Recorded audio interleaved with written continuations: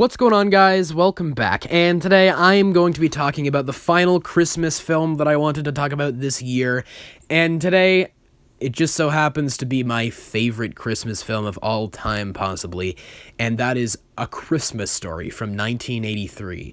Now, surprisingly, a lot of people that I've talked to from my generation have told me that they have never seen or perhaps never even heard of this film, which, in all honesty, I think is blasphemy. But in case you have not heard of or seen the film yourself, kind of a quick plot synopsis is that it's set in the 40s. It follows this kid, Ralphie, as he's making his way through the holiday season, and the one gift that he wants for Christmas above all else is a Red Ryder BB gun, and everyone else around him is telling him that that's stupid and that he's going to shoot his eye out.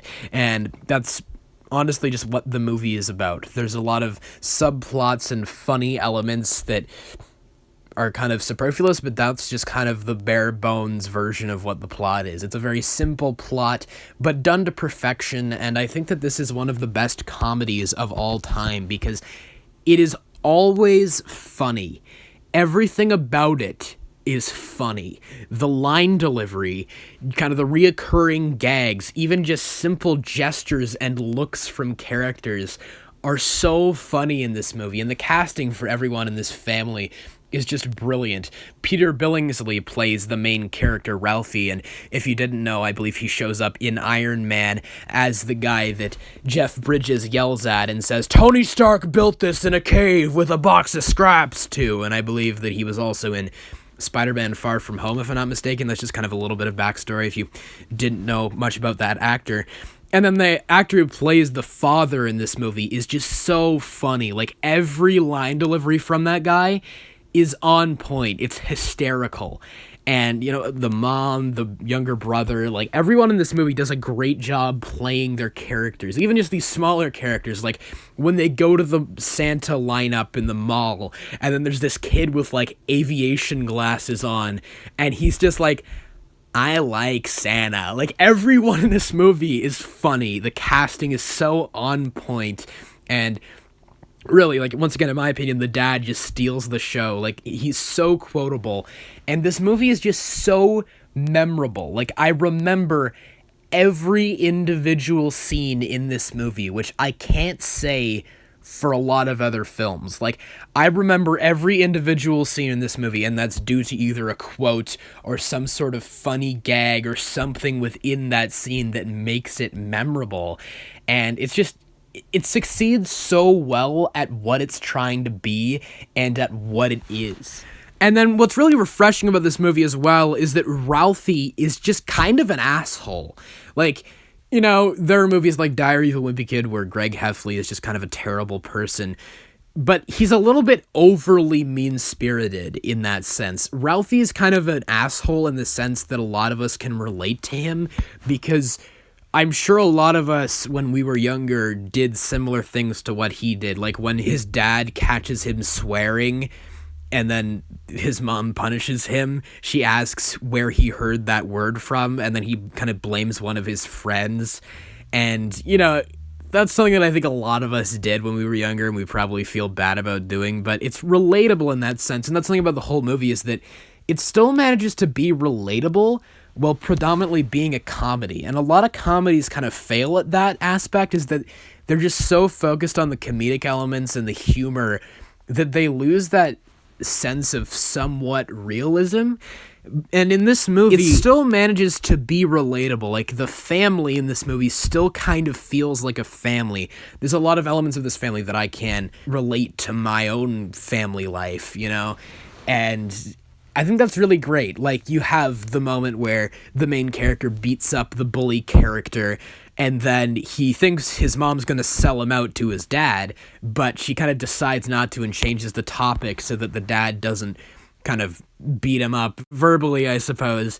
And that's definitely a relatable thing, you know? Like, I'm sure a lot of us have had those times where one of our parents kind of sticks up for us in some way, and I think that's really cool that it manages to be relatable while also being really funny. And also, like, the music is super memorable too. It's so simple. It's not the most dramatic, over-exaggerated score of all time, but it fits every scene and it's really funny. Like, the music for the bully whenever he shows up is like, bam, ba da da da da, dun dun dun dun dun dun, and it's like such a simple bit of music, but it tells you everything you need to know about who this character is and his place in the story.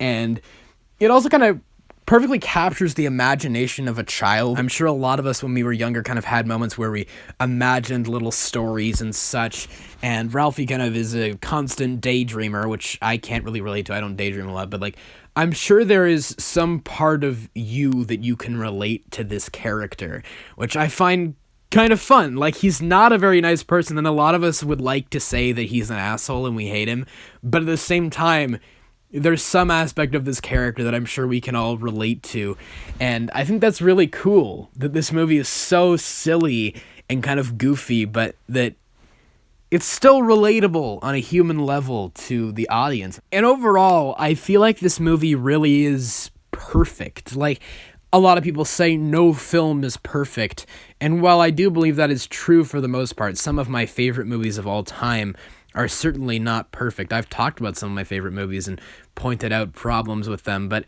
I can't think of really any problems with this movie. It just excels so well at what it is and what it is trying to be, which is a comedy. It's trying to be a Christmas comedy, and it managed to be simultaneously like my favorite Christmas movie of all time and one of my favorite comedies of all time because it's so memorable and so funny. Everything about this movie is funny. And everything about it is memorable. I remember every single scene, as I said before. I think that's just the mark of a great movie. There aren't a lot of movies out there that just stick in my memory like that, where I remember every single scene from them. There's one thing that is so nitpicky, but it always stuck out to me as being silly, is when the dad asks Ralphie if he got everything he wanted for Christmas, and Ralphie's like, oh, yeah, I guess. And he obviously is, like, not happy.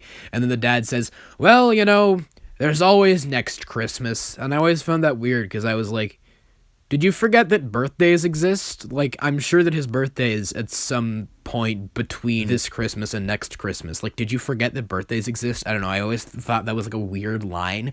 Whenever I was younger, I was like, what about his birthday? But that's not really a detriment to the movie at all. It's just something that always bugged me when I was younger. But overall, like, this movie is just so perfect.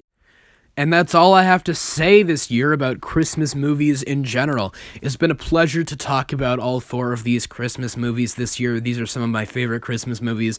I will certainly talk about more of my favorite Christmas movies next year, perhaps some that I am less fond of or that I just have not grown up with in general.